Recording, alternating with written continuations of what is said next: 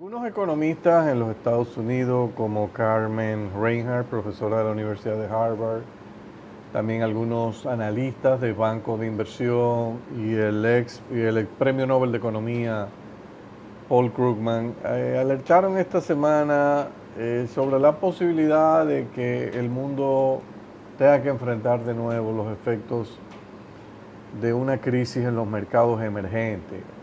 Todo este repunte de la economía norteamericana, la recuperación de Europa y lo que eso ha provocado en términos del cambio de políticas públicas en el ámbito monetario, pasar de una política donde el crédito prácticamente no costaba a un escenario donde el crédito comienza a costar y por lo tanto las tasas de interés comienzan a reflejar ese cambio de posición, ha comenzado a tener repercusiones en algunas economías que se identifican como sobrecalentadas o economías que están en una posición fiscal y externa relativamente frágil.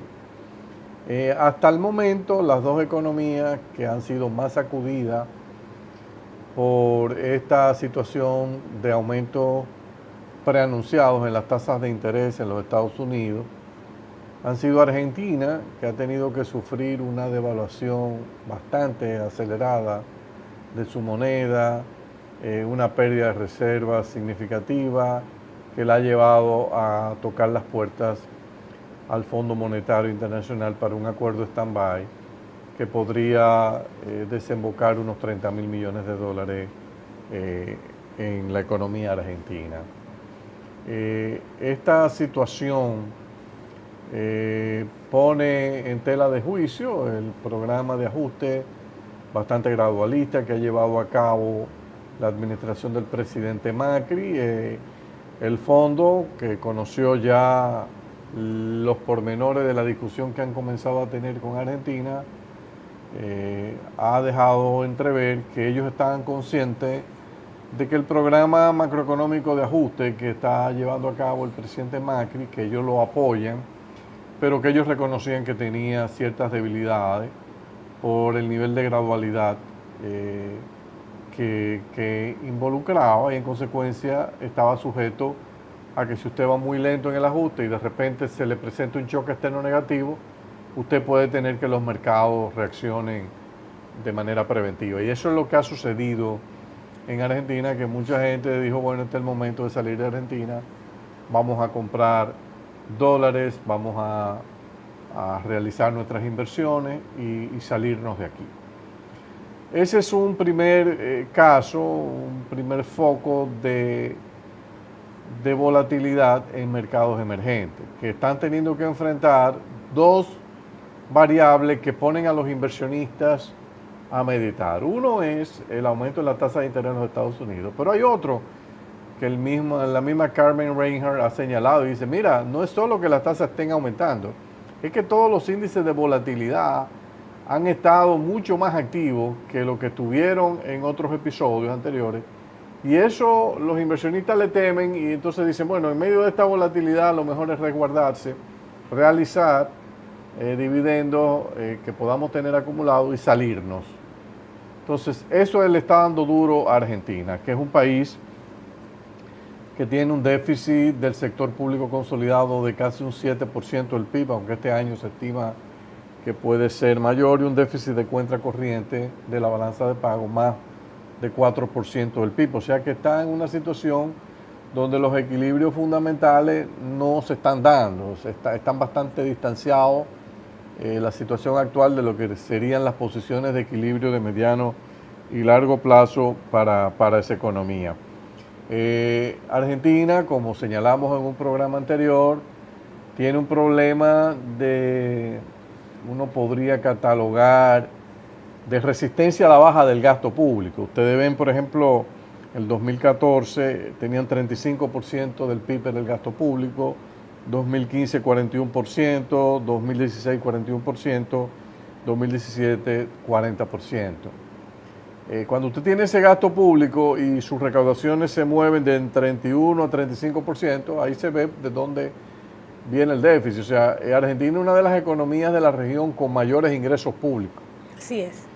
y a pesar de eso no sale del atolladero. En parte esto tiene que ver con esa tradición que crearon los gobiernos de Juan Domingo Perón en la Argentina, donde había que dar de todo. Argentina en aquel momento, cuando Perón sube, estaba entre las 10 economías más grandes del mundo y más ricas del mundo también si la medimos en términos de ingresos per cápita en dólares por habitante. Incluso en cientos años de atrás, 200 años atrás, era todavía más rica. O sea que cuando Perón llega, entonces la transforma y con sus políticas de tirar todo por la ventana, darle a todo el mundo, todo el que pidiera le iban a dar, generó una sociedad dada al que le den ayuda, al subsidio, etcétera. Entonces, el que quiera romper con eso, tumbar ese gasto público a una sociedad que está acostumbrada a que le den, obviamente que va a tener un problema, porque va a tener que enfrentar un serio costo político. Más aún si no se comunican las implicaciones que tiene en términos de insostenibilidad de mantener eso. Entonces Macri jugó un poco con eso, dijo, bueno, vamos a hacer algo, poco a poco. Bueno, el mercado ahora lo castiga. En el caso de Turquía, la situación es un poco más complicada, pero también más interesante, porque Turquía no tiene un déficit fiscal considerable, apenas un 2.2% del Producto Interno Bruto, pero sí tiene un déficit en cuenta corriente de casi un 6%. ¿Qué pasó en el caso de Turquía y la fuerte devaluación que ha sufrido la lira turca? Bueno, los mercados entienden que la política pública ha sido fiscalmente expansiva, porque hay un componente de la política pública en Turquía que no se ve, y es toda aquella inversión pública que se está realizando con alianzas público-privadas, donde hay garantías de ingresos mínimos para los privados y que el fondo advierte que ahí hay un déficit fiscal escondido. Los mercados vieron que estas alianzas público-privadas, en el caso de Turquía, empujaron el crecimiento. El año pasado Turquía creció más de un 7%. Fue una de las economías más dinámicas del mundo. Eso a su vez disparó las importaciones, que crecieron en más de un 12% con relación al año anterior, y el déficit de la cuenta corriente saltó. Entonces los mercados ahora dicen, bueno, las tasas de interés comienzan a subir, la volatilidad sube, la situación en Turquía no es sostenible. Turquía va a tener que desacelerar el crecimiento y si no lo hace va a caer en una crisis. Entonces los mercados dicen, bueno, ¿qué hacemos frente a esto? Nos protegemos. Atacamos la lira turca, cambiamos y nos salimos. Se habla de que Brasil es otro de las economías que hay que estar mirando de cerca, lo mismo que el caso de Rusia. Y algunos no se atreven a señalar o apuntar a China porque saben que la economía china cuenta con unas magnitudes de reserva considerables y ahí la política macro la manejan de manera pero muy centralizada. Hay muchas cosas que no se ven, muchas estadísticas que se desconocen.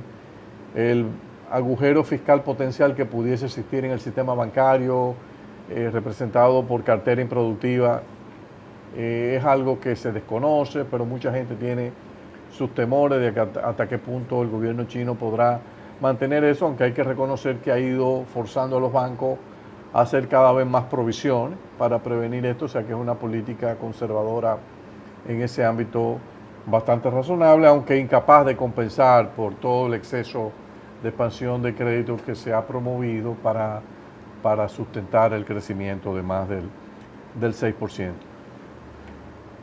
Hay algunos que dicen, mira, puede darse una crisis de los mercados emergentes, pero no es 100% seguro. Frente a eso, ¿qué pueden hacer las economías más pequeñas de los mercados emergentes? Economías como la del Caribe, Centroamérica, algunos países pequeños del Asia, países como República Dominicana. Obviamente que en casos así era crucial tener colchones para poder amortiguar. Hoy tenemos en República Dominicana un nivel de reservas relativamente más alto que lo que ha sido el promedio, pero nosotros estamos cada vez más expuestos también a estos vaivenes, más aún cuando sabemos que hay, como sucede en el caso tanto de Argentina como de Turquía, que tú tienes muchos tenedores de deuda doméstica que son no residentes. Esos tenedores de deuda doméstica no residentes, si se ponen muy nerviosos en un momento dado, pueden atacar la moneda. Y en consecuencia es importante mantener una comunicación bien clara, muy firme, del compromiso de las autoridades con la consolidación fiscal.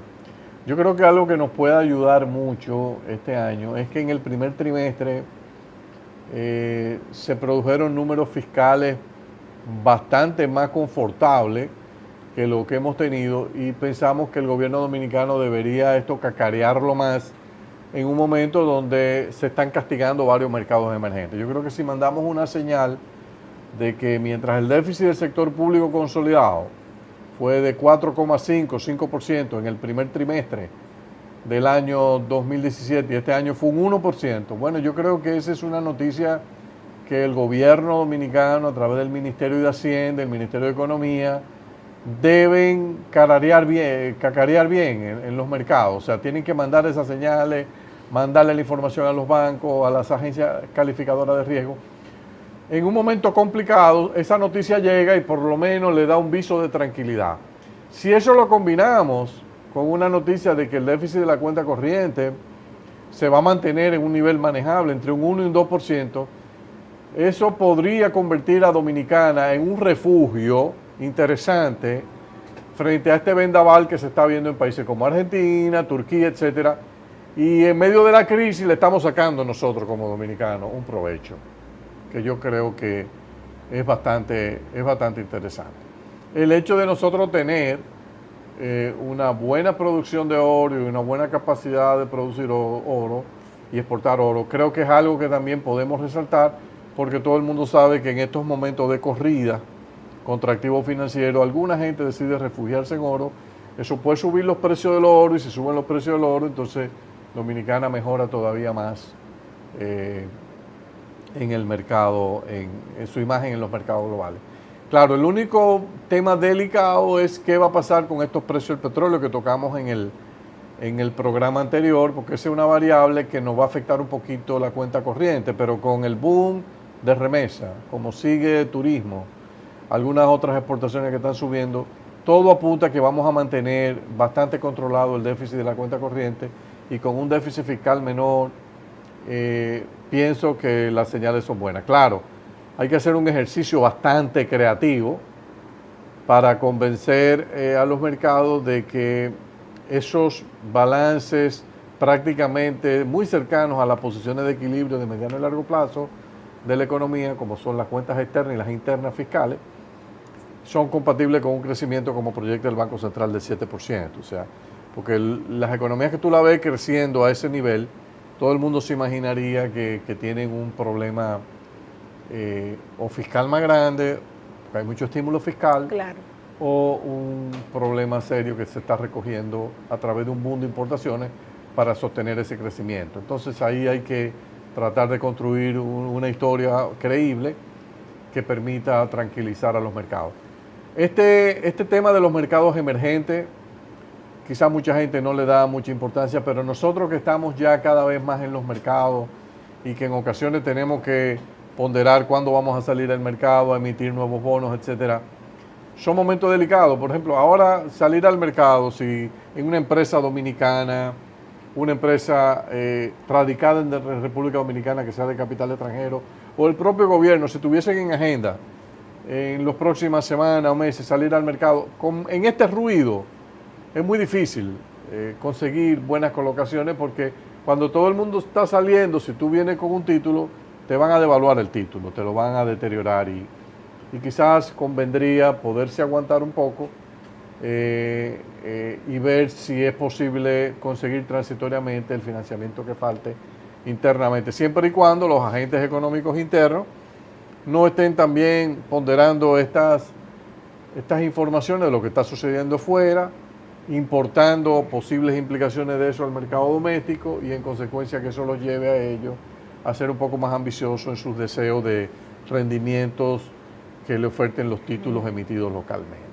O sea que hay que hacer un proceso inteligente de manejo de cómo ha ido la economía en este primer trimestre, venderlo bien, resaltarlo bien, para tratar de poder lidiar con las posibles implicaciones de una nueva crisis de los mercados emergentes. Mira, Andy,